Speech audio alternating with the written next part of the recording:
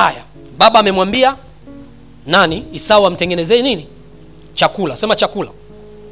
Sasa wakati Esau anaenda kufuata mawindo, tunaambiwa kwamba mama yake alikuwa amesikia haya maneno. Baada ya kusikia, akamwarifu mtoto wake Yakobo yale maneno, ambaye Yakobo ni mtoto wa mwisho. Sema last born. Na akamwambia hivi Yakobo, sikiliza, nimemsikia baba yako anataka kuachilia baraka. Kwa hiyo fanya hivi, nenda kachukua wanambuzi wawili uniletee, nimwandalie mzee wako chakula, alafu upeleke baba yako apate kukubariki. Kuna watu wamuelewi. Iko hivi, maandiko yanasema hivi, Esau ni mtoto wa kwanza, ni kipenzi cha baba yake baba yake Isaka. Kwa hiyo Isaka anampenda Esau kwa sababu Esau ni muwindaji, na baada ya kuwinda huwa analeta nini? Mawindo. Kwa hiyo mawindo mara nyingi ya mtoto wake baba anakula. Esau akileta mawindo, kuna jikuta mbona pastor anampenda tu Pastor Jessica, kumbe Pastor Jessica huwa anaenda analeta mawindo. Kwa hiyo moyo wake unamfurahia, kwa anataka achilie baraka. Ila mama amesikia. I love Rebecca. Sema Rebecca. Rebecca yuko wapi? Rebecca yuko wapi? Yuko pale nyuma, mtamuuliza baadaye. Haleluya. Sasa Yakobo ni kipenzi cha mama kwa sababu ni last born. Sema last born. Kwa hiyo sasa Rebecca anaingia katikati. Alafu sikiliza maneno yake 27 kuanzia 8 pale hadi 10. Basi mwanangu, sikiliza sauti yangu kama nitakavyokuagiza. Enenda sasa kundini ukanitwalie wanambuzi wawili walio wema, nami nitawafanya chakula kitamu. Sema chakula kitamu. Kwa baba yako namna ile aipendayo. Nampenda Rebecca. Kisha utampelekea baba yako apate kula ili akubariki kabla ya kufa kwake. Wakati mzee anatoa maagizo, mkewe alikuwepo pale anasikia kwa mbali. Ya mwanangu na nieza, wewe ndio baba. Sasa sikiliza, mimi umri umeenda, nataka nikubariki hivi na hivi. Mama akasikia, akamwarifu Yakobo. Sasa mama anataka kupendisha baraka, anataka mwanae anayempenda. Unajua wazazi wanakuaga na upendo fulani kama mtoto fulani. Haleluya. Ngeukia jirani yako mwambie, wewe ni chaguo la nani wapi? Ila kuna maneno nataka uyapigie mstari, kwa sababu haya ndio yanakusaidia kuona adventure ya neno la Mungu. Mama anamwambia hivi, enenda sasa kundini ukanitwalie wanambuzi hawa walio wema. Usichukue tu mwanambuzi yoyote, hakikisha ni walio wema. Alafu anasema, nami, sio wewe Yakobo, mimi mama, nitawafanya chakula kitamu kwa baba yako. Sio tu chakula imradi, namna ile aipendayo. Pigia mstari pia hilo. Alafu anasema, kisha utampelekea baba yako, alafu pigia mstari, apate kula ili akubariki kabla ya kufa kwake. Haleluya. Sasa nikwambie, this woman alikuwa amesikia njia ya kuchuma baraka. Hata kama alikuwa amefanya kisicho sawa, ila alikuwa amesikia njia ya kuchuma baraka ni nini? Tengeneza chakula, leta, ale, nibariki. Haleluya. Na bado maandiko yanasema Yakobo alichuma ile baraka, hata kama hakufanya sawa. Hivi umesha kujiuliza kwa nini watu fulani hivi wanabarikiwa wakati mimi iliye halali yangu sioni hizo baraka au zinachelewa? Ni kwamba kuna watu nje wametambua kanuni ya kubarikiwa na njia ya kuvuna baraka kuliko sisi wa ndani. Hivyo wanazitumia kanuni zile zile ambazo baba ametupatia zituletee nini? Baraka, na wanafanikiwa. Na sisi tunabaki tunalalamika tu, tunalalamika. Baada ya Yakobo kuambiwa vile na mama yake, Biblia inasema hivi, Yakobo akapata wasiwasi. Akasema, mama, kaka yangu ni mtu mwenye malaika. Unafahamu malaika? Ni mtu mwenye nywele, vinyweleo hivi vingi. Unafahamu kuna watu wako aina hiyo anavyo tu. Anasema, nisije nikapeleka chakula kwa mzee, mzee akanigusa, akagundua mimi sio nani? Sio Esau, nikajichumia laana badala ya nini? Ya baraka. Sasa majibu ya mama ndio yanayonishangaza. I'm taking it in the adventure of the word. Cheki mstari wa 13, majibu ya mama. Anamwambia, nisikilize mimi mwanangu, laana yako na iwe juu yangu. For me it is the determination of this woman. I don't care, just do it. Laana utakayoipata iwe juu yangu. Sijali kama nitakufa msalabani, ili mradi tu ubarikiwe. Alizichukua laana zetu juu ya mti, ili mimi na wewe tubarikiwe. Mimi napenda kumtafuta Yesu katika maandiko, na huwa namuona. Funuo mwingine nitakuwa siwaambia, nitakuwa nawaambia viongozi wangu kwenye nani, kwa sababu hamfurahi funuo nyingi. Mngesema amina kubwa, ningeongeza mafunuo hapo. Haleluya. Au niwape kwenye discipleship kwenye discipleship. Yesu mwenyewe alikuwa anaongea na wanafunzi wake, baadaye pembeni anawaambia ile niliyosema maana yake hii. Haleluya. Unawaacha watu hewani, alafu baadaye unawaambia sikilizeni, yale mafunuo maana yake ni hivi. Haleluya. It is the determination. Sasa nikuulize, are you really determined to fight for what is yours? Huyu mwanamke yuko determined kwamba I don't care. Wewe nisikilize mimi mwanangu, unakwenda kuchuma baraka. Kama ni laana, wacha zinipate mimi. Yaani yuko tayari kubeba laana ambazo atakazozipata nani? Yakobo. Sasa nikuulize, mara ngapi uko tayari kuamka usiku kuomba, kupambania maisha yako, baraka yako, haki yako, watoto wako, life group yako, biashara yako? Mara ngapi unaamka kupambana? Yani how determined are you kwamba uchumi wangu hautayumbishwa? Kwa sababu kazi ya shetani, Biblia inasema mwivi haji ila aibe, kuchinja na kuharibu. Kwa hiyo yeye anakuja kufanya vitu vitatu. How determined are you to stop him? Bwana asifiwe. Ni kiasi gani una hasira kusikia neno la Mungu? Hutaki kukosa ibada, yani nataka nipate silaha, yani kwa sababu neno la Mungu si ni silaha. Nataka nijazwe haya masilaha. Haleluya. Unajua wakati mwingine wenzetu wako tayari hata kupoteza wawapendao ili wafanikiwe. Do you know? They are able to offer sacrifices. Wanaua wazazi, wanaua watoto ili kufanikiwa. How determined are you as a spiritual person ndani ya Mungu? What is your determination kwamba no, I'm not going to be a failure. Siwezi kuwa mtu wa kushindwa kwenye haya maisha. Hawatanipiga kiroho, no, nitawapiga. Haleluya. Ngoja nikwambie, mimi nimeshamtangazia shetani, watashindana nasi sana, lakini hawatashinda. Sikiliza, iko hivi, even hell when it breaks loose against me, they will not win. You know why? Ninaye mwanaume amesimama mbele, ameshika bendera, yuko kwenye gari la moto. Bendera inapepea hivi, alafu bendera ina rangi nyekundu, imeandikwa damu ya mwana kondoo. Yeyote anaiona hiyo lazima achie njia. Nao wakamshinda kwa damu ya mwana kondoo na kwa neno la ushuhuda wao. So I will never fail. Tuna Mungu aliyetupa ushindi, ndugu zangu. Kuna watu wanapaswa kuwa determined kuona familia zao hazionewi. Shetani anawaonea watu sana, lakini lazima uamue, uwe determined. Sasa Yakobo ameshaandaa chakula, kimeshaiva, mama yake amemtengenezea, ameenda kuchukua wanambuzi tayari, akamsikia akasema okay sawa, ametengeneza. Alafu Biblia inasema mama akachukua yale nini ile ngozi ya wanambuzi, akamvika Yakobo mikononi na akamvika shingoni. Kwa nini? Ili awe na afananie na nani? Esau. Akampa, akamwambia nenda sasa. Sasa ona kinachofuata, twende mstari wa 20. Twende mstari wa 20 pale, nikuonyeshe kitu. Haleluya. Isaka akamuuliza mwanawe, sasa ameshafika kwa baba, anamwambia baba, inuka ule. Biblia inasema hivi, Isaka akamuuliza mwanawe, imekuwaje umepata upesi namna hii mwanangu?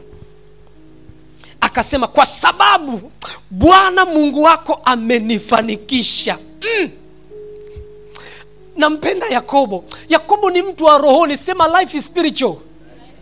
Sema life is spiritual. Huyu mtu ana dalili ya kwamba kuna kitu amefundishwa na baba yake. Bwana Mungu wako. Ni lini watoto wako atasema Mungu wako, mama yangu wewe Clementina ndio amenifanikisha? When? Ni mpaka wafundishe. Mpaka waambie tulipofika hapa si mwingine ni Mungu. Na huyu ni Mungu wa Ibrahimu, Isaka na Yakobo, ndiye Mungu ninayemtumikia. Wanaanza kukua na hiyo mentality. Wanaanza kuelewa kumbe tumefika Mbezi Beach kwa uweza wa Mungu, na tunaenda Sinza kwa uweza ule ule. Si nguvu zetu.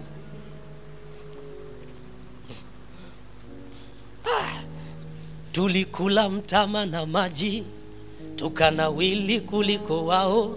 Hatukupambwa kama wao, tukapendeza zaidi yao. Walitubadili majina, hawakubadili hatima. Walitutupa shimoni, tukaibukia ikulu.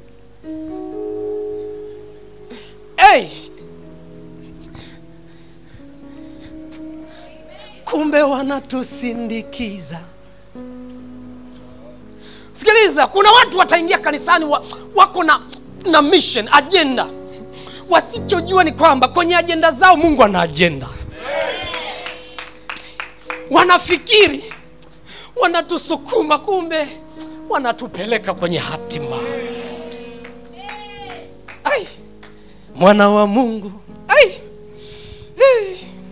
Sikiliza, anasema hivi, Bwana Mungu wako amenifanikisha. Isaka akamwambia Yakobo. Kwanza hapa ni ishara ya kwamba baba yake Isaka ameshaanza kupata wasiwasi. Hivi unajua kuna vitu vikiwa haviko sawa, kuna signal Mungu anakupa.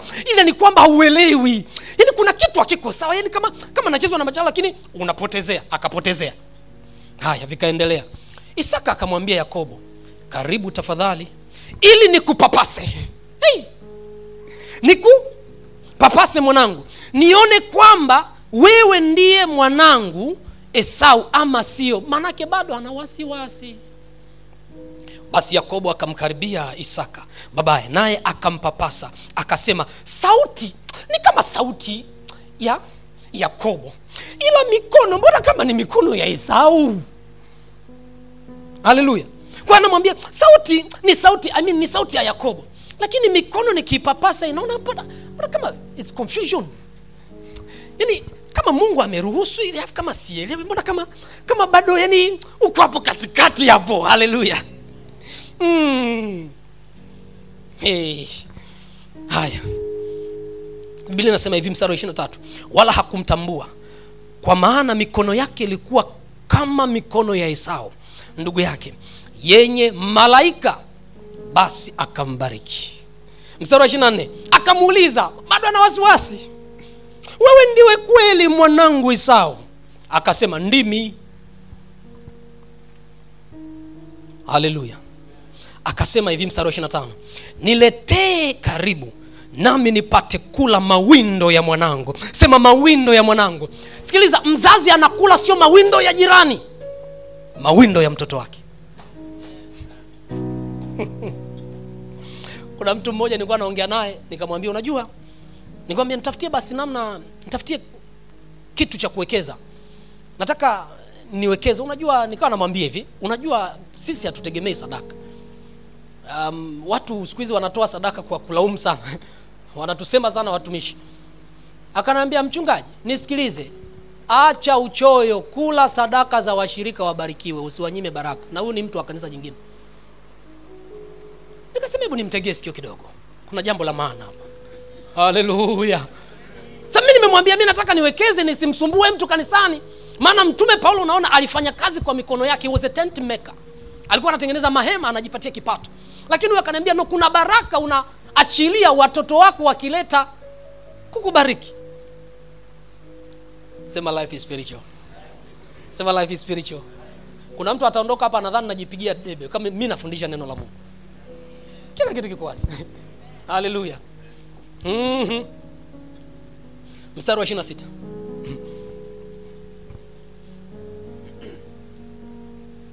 Anasema hivi, Isaka baba yake akamwambia, njoo karibu sasa ukanibusu mwanangu.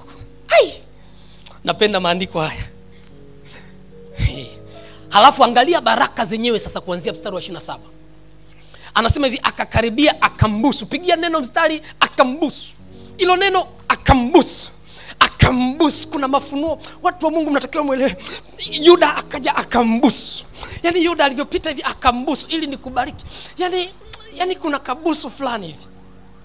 Hujaelewa? Takupa mafunuo. Haleluya. Lazima ujifunze kumuona Yesu. Haleluya. Akambusu. Kwa busu. Unamsaliti mwana wa Adamu kwa busu. Jamaa anamwambia, nikaribia unibusu. Haleluya. Naye akasikia harufu, ngoja niendelee, huo nitawaambia kwenye discipleship. Naye akasikia harufu ya mavazi yake, akambariki, akasema, sikiliza, baraka ndicho unachotaka ukione. Sema life is spiritual. Maisha ni kiroho. Harufu ya mwanangu ni kama harufu ya shamba alilolibariki Bwana. Harufu ya nini? Ya mwanangu. Mungu na akupe umande wa mbingu na ya manono ya nchi na wingi wa nafaka na mvinyo. Mataifa na wakutumikie na makabila wakusujudie. Uwe bwana wa ndugu zako na wa wana wa mama yako na wakusujudie. Atakaye kulaani alaaniwe, na atakaye kubariki abarikiwe. Hivi unaona kwamba hizi baraka ndizo baraka alizotamkiwa Ibrahim? Atakaye kulaani alitamkiwa nani? Manake Ibrahim alimfundisha. Ndugu zanguni, usimjue tu Mungu peke yako. Pass on God to your children. Wacha watoto wako wamfahamu Mungu pia, aliyekutendea mema. Hata wakiachia baraka wanajua hizi baraka ndio baraka za mzee wetu, hizi zinatembea. Haleluya. Kuna kitu hujakiona nataka nikuonyeshe hapa. Oh, haleluya. Mstari wa 25, kuna kitu nataka nikuonyeshe pale. Anasema hivi, akasema, niletee karibu nami nipate kula mawindo ya mwanangu ili roho yangu ikubariki. Akamsogezea karibu, naye akala.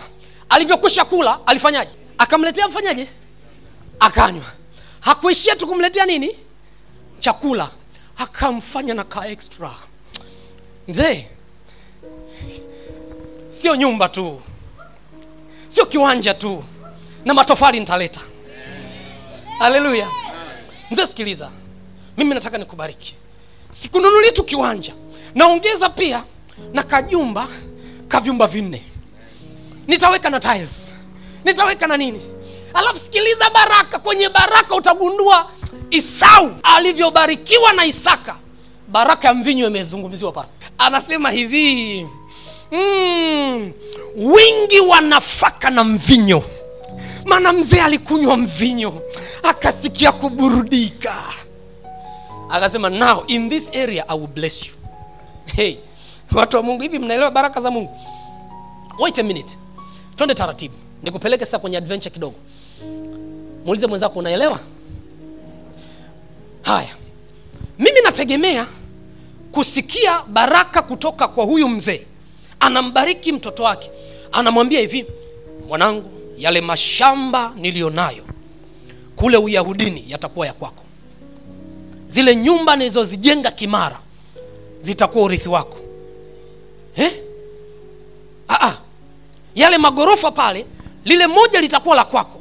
Na tegemea labda atasema hivyo, ile mifugo yangu 5,000 nitakuachia wewe, ndio utakaye miliki. Anaacha maneno tu mzee, mkono mtupu. Nategemea nisikie mzee, kwa sababu wazee ndio tumezoea hivyo. Anakuita, anataka kubariki, anamwambia, sasa kile kiwanja changu cha Morogoro kile, kuna kiwanja nimenunua pale, nitakuachia. Esau amepokea maneno. Biblia inasema baada ya kupokea maneno, Yakobo amepokea maneno. Baada ya kupokea maneno, sema, baba ubarikiwe sana, asante sana. Life is spiritual.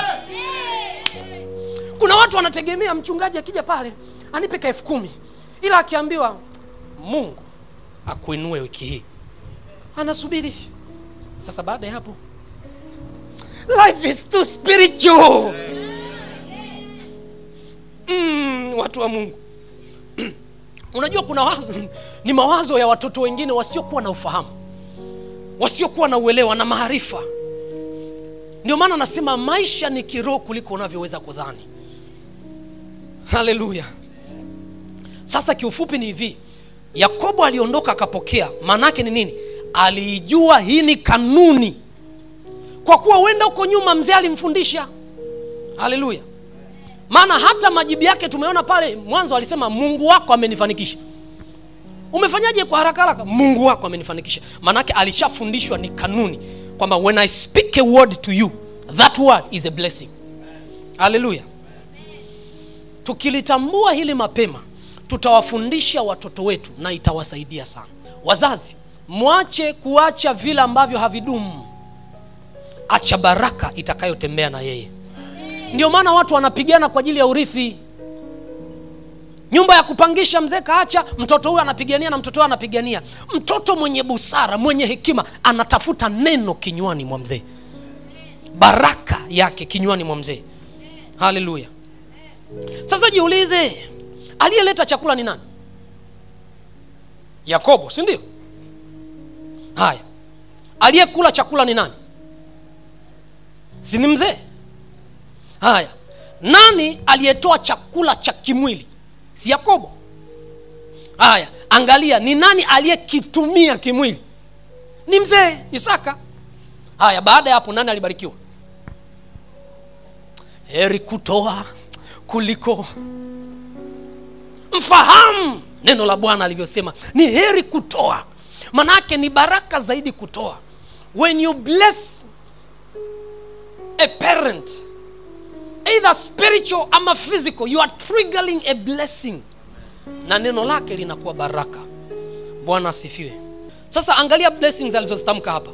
Kwa haraka haraka nikuorodheshe. Alisema Mungu akupe umande wa mbingu. Aliachilia maneno tu, umande wa mbingu. Maono, manono ya nchi, wingi wa nafaka na mvinyo, mataifa wa kutumikie. Sikiliza hayo maneno aliyasema baba. Anamwambia nani? Mtoto wake nani? Yakobo. Mataifa wa kutumikie, makabila wa kusujudie, awe bwana wa ndugu zake na wana wa mama yake wamsujudie. Sasa ndugu zanguni, twendeni taratibu. Mtoto wa mama yake pale ni nani? Waliokuwa wamebaki, si ameenda kama Yakobo? Kwa aliyebaki nani? Kiufupi mzee ameshatia tiki. Esau lazima aje kumsujudia huyu jamaa, lazima aje kumtumikia. Utaona kwenye maandiko. Haleluya. Atakaye mlaani alaaniwe, atakaye mbariki na abarikiwe. Na ndivyo tunavyoona kitu alichokifanya Musa. Musa wakati anabariki Israeli alisema maneno tu, aliwaambia tu mpaka misho hii sijui ni nini, vita zikiinuka mtashinda. Alitamka tu. Na hiki kitu wamejifunza wapi? Wamejifunza kwa Mungu. Kitabu cha Mwanzo, alipomuumba mwanadamu akambariki. Na alivyombariki alifanyaje? Alisema shika nyumba? No, alimbariki tu. Akamwambia zaeni mkaongezeke.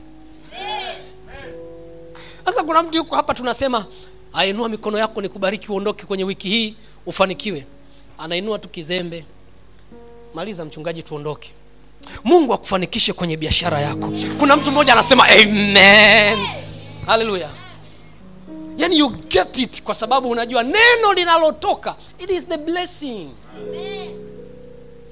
Kwa Mungu amewafundisha na wamefundisha kizazi chao. Kwa kizazi kinaenda kikijua kabisa kwenye kinywa kuna baraka. Ninaweza nikalaani ama nikabariki. Hallelujah. Life is spiritual. Ndio maana watu wa giza wakitaka kuharibu mambo yako hawatumii nguvu sana. Wanasema, wanachukua kamdoli, wanakafunga kamba. Wanasema, Margaret, ninavyofunga kamba hii, maisha yako yamefungwa, usihangaike. Ghafla maisha yako yanayumba, huwezi kuendelea. Wanasema tu na kufunga. Alafu wewe ukiamka usiku wa manane uelewi, hata sielewi niombe nini. Sema, zungumza.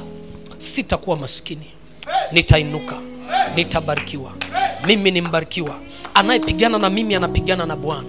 Watashindana nami lakini hawatashinda. Yale unayatangaza ni matangazo katika ulimwengu wa roho. They are declarations.